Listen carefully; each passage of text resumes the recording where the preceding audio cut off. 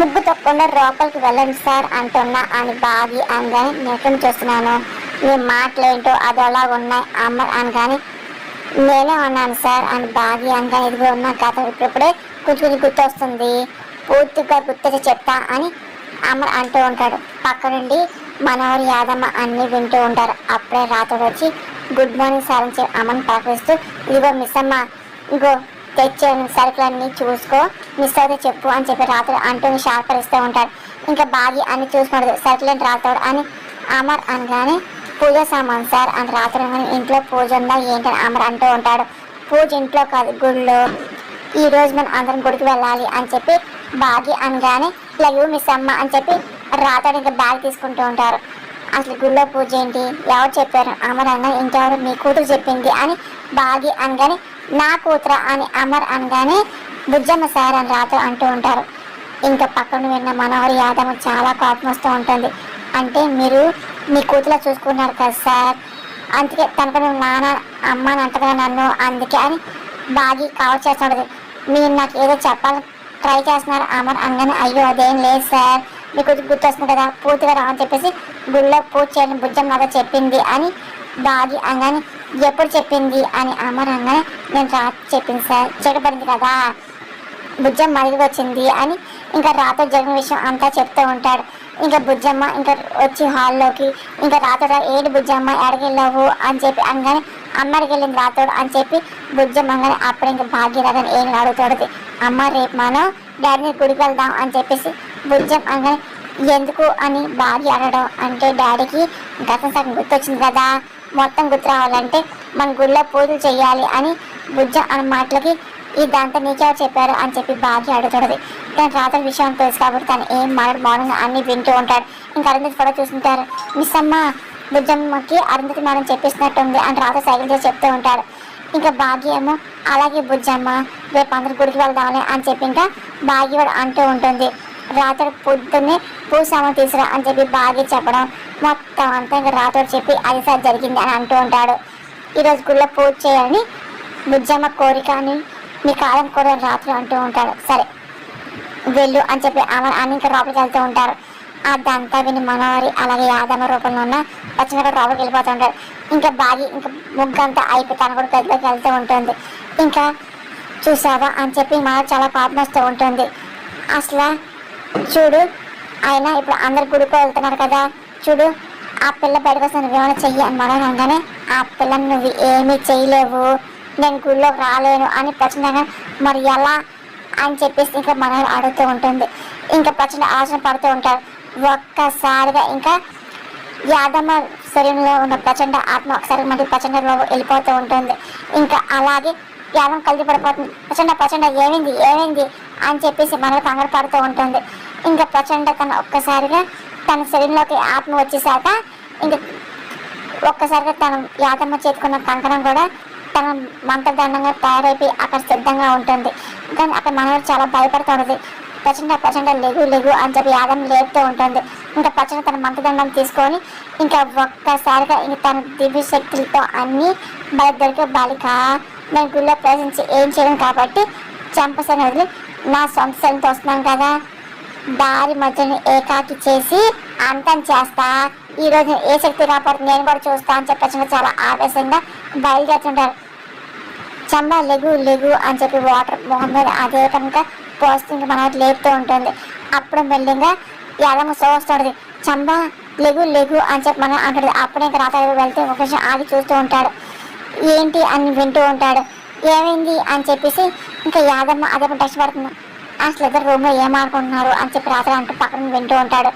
నేను ఇక్కడ ఉన్నానంటే మనోహరి అని యాదమ్మంగా అదేంటి ఇక్కడ ఎక్కడుంటావు అని చెప్పి మనం అంటుంది. అంటే అది కాదు, మేము డాక్టర్కి వెళ్ళాము, ఆ తర్వాత పర్సనల్కి వెళ్ళాము, ఆ తర్వాత ఏమైంది అని చెప్పేసి యాదమ్మ అదే పనిగా అడుగుతుంది. ఇదేంటి డాక్టర్ అంటుంది, ప్రచండ అంటుంది. ఆ ప్రచండ ఎవరో అని చెప్పి రాత్రి వింటూ ఉంటారు. ఏదో జరిగిందో వదిలేసే అని చెప్పేసి యాదమ్మ చెప్పు ఆ ప్రచండ నేను చేశాడా అని చెప్పేసి యాదమ్మ అడుగుతూ ఉంటుంది.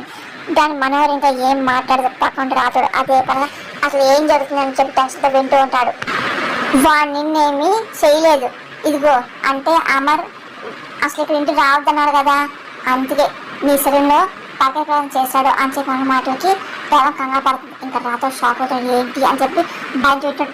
అంటే వాడు నేటువంటి యాదం సరిలో ఉన్నాడా అని చెప్పేసి ఇంకా రాతోనే ఏంటి ఇంట్లో రావడానికి ఆ ప్రచండ నా ఒంట్లో ఉన్నాడా అని అది కూడా నాకు చెప్పకుండా అనుమతి లేకుండా అని చెప్పి యాదం అరుస్తూ ఎంత మోసం ఎంత దగ్గ నా జీవితం ఒక రోజు మొత్తం అంతా ప్రశ్నిస్తున్నాడా ఇదేనా నువ్వు నేను నమ్మినందుకు నాకు ఇచ్చే గౌరవం అని చెప్పి యాదమ్మ నేను ఆపుతావా అని చెప్పి గట్టిగా అడవకు ఎవరైనా వింటారు అని మనల్ని వింటే వేణ్ణే అయినా నాకు కనం జరిగింది నా పర్మిషన్ లేకుండా నా శరీరంలోకి అసలు ఆ ప్రచండ ఎలా రావడం అసలు తప్పు కదా అసలు సుప్రీంలో కేసేస్తాను అని చెప్పేసి అదే పని యాదవ్ సుప్రీంకోర్టులో వేసుకో ఇప్పుడు ఏంటని చెప్పి అడుగుతున్నావు నీకు నెల డబ్బులు ఇస్తున్నానుగా అని మనోహరి అనగానే డబ్బులు ఇస్తే విశ్వం వాడుకుంటావా అని చెప్పి యాదవ్ సీరియస్ అవుతుంది.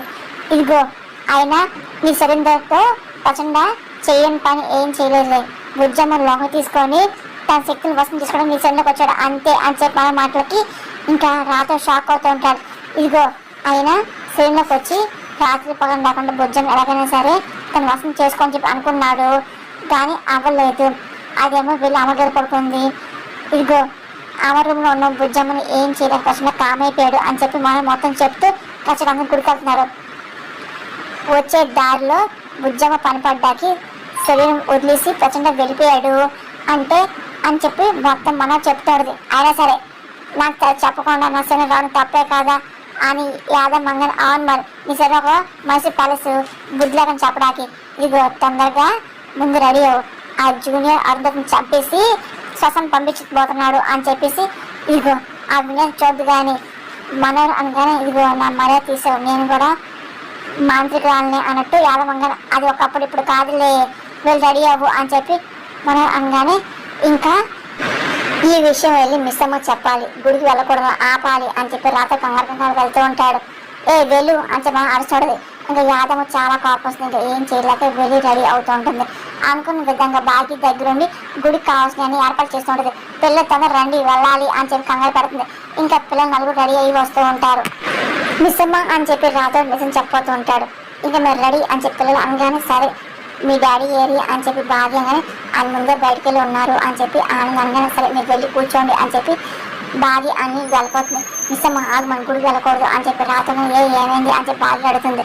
ప్రమాదం అని చెప్పి రాతను ఏంటి ప్రమాదం అని చెప్పేసి బాగా అవును బుజ్జమ్మకి అని రాతను ఏమన్నా బుజ్జం ప్రమాదం అంటున్నావు ఏంటి అని బాగా నీకు ఎలా చెప్పాలి వాళ్ళు మళ్ళీ వచ్చారు ఆ ప్రచండ అని రాత్రి అనగానే ప్రచండ ఎవరైనా బాగా అడుగుతుంది. అదే మనోడు తీసుకొచ్చింది కదా ఆ దొంగ స్వామీజీ అని రాతుడు అంటూ వాసన పేరు ప్రచండ వాడు పెద్ద మాంత్రికుడు అని రాత్రి అనగానే మళ్ళీ ఎప్పుడు వచ్చాడు అని బాగి అనగానే వాడు అసలు రాల యాదమ్మ శరీరంలో తలకాయ ప్రవేశం చేసి వచ్చాడు.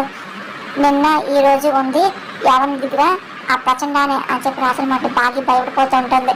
ఇంకా ఏంటి అని అడుగుతూ ఉంటుంది.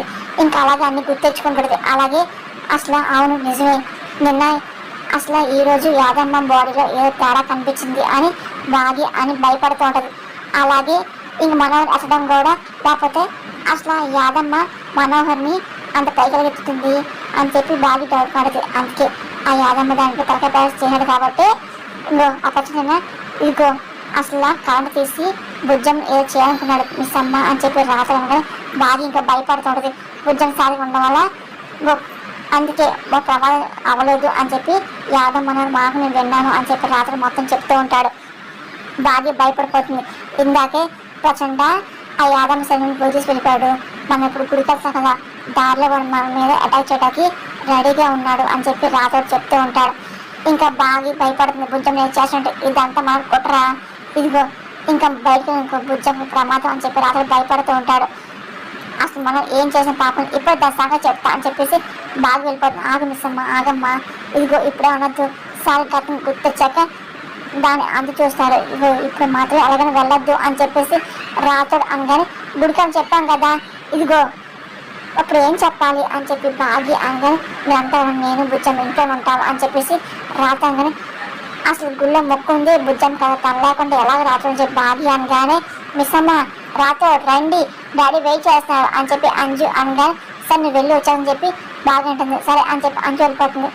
అంటే నువ్వే అంటున్నావు కదా ఆయన దగ్గర ఉన్నందుకు బుజ్జం ఏం చేయలేదో చెప్పి ఆయన పక్కన ఉంది కదా నేను బాణం వేసి ఆ భగవంతుని చూసుకుంటాడు అని చెప్పేసి బాగి అంటూ సరే మనం భయపడక గుడికి వెళ్దాం పదా అని చెప్పి భాగ్య అంటూ ఇంకా బయలుదేరుతుంటారు.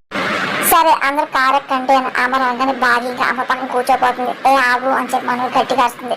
ఒక నిమిషం అందరూ ఆగుతూ ఉంటారు. ఏంటి అని భాగ్య అనగానే నువ్వు కేర్ టేకర్ అవి నువ్వెలాగా అమర్ పక్కన కూర్చుంటావు, అమర్ పక్కన కూర్చోవలసింది నేను అని చెప్పి మనోహర్ అంటుంది.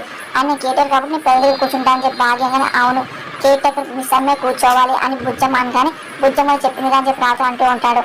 అలా కుదురుతుంది, తన కేర్ టేకర్ ఉన్నప్పుడు తనని కూర్చుని నేనే కూర్చుంటాను అమర్ పక్కన అని మనోహర్ కూడా చేస్తుంది.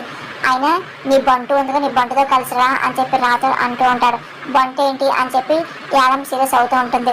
అయినా కేటగర్ కాబట్టి బాగి బుజ్జంని ఒళ్ళో కూర్చోబెట్టి అమ్మసారి పక్కన కూర్చొని పిల్లలు ముగ్గురు వెనకాల కూర్చుంటారు అని ఇంకా కారులో నేను డ్రైవ్ చేస్తాను మీరు పక్కన కూర్చోండి మీ బంటు వెనకాల కూర్చుంటుంది అని చెప్పి యాదం ఉద్దేశించి రాతో అన్న మాటలకి ఇంకా మనోడు అన్న కుదరదు అని చెప్పి అంటుంది. ఆయన డిస్కషన్ ఏంటి, ఆయన ఏం అక్కర్లేదులే నేను కూర్చుంటాను బాగి నా పక్కన కూర్చుంటే వెళ్ళి నువ్వు వేరే కార్లో కూర్చో అని చెప్పి అమల మాటలు మనకు చాలా కోపం వస్తూ ఉంటుంది. అనుకున్న విధంగా ఇంకా అందరూ కార్లో కూర్చుంటారు. ఇంకా అమ్మరు ఇంకా డ్రైవర్ సిద్ధమవుతుంటారు. మనవారికి చాలా కోపం వస్తూ ఉంటుంది. ఇంకా పిల్లలు చాలా సంతోషపడుతుంటారు. ఇంకా బాగి అదే పనిగా బుజ్జమ్మ చూస్తూ మనం చాలా కోపం చూస్తుంది. అది చూసి మనకి ఇంకా కోపం వస్తూ ఉంటుంది. ఇంకా బాగి అదే పని కావాలని చెప్పేసి మనం గమనిస్తూ ఉంటుంది.